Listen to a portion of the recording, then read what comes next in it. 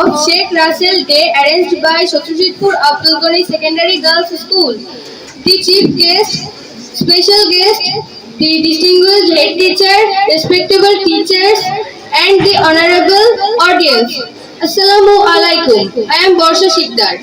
At first, I thank the authority to give me a chance to say something in such a big audience.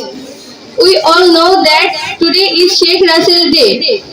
Every year we celebrate the day with great festival.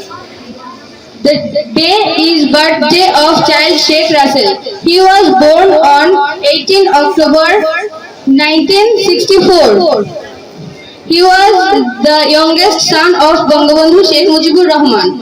But it is a matter of sorrow that on 15 August 1975 he was killed with the family member of Bangabandhu Sheikh Mujibur Rahman by some mislead army. Would he alive, he would be 60. We pray for the peace of his departed soul. Thanks all.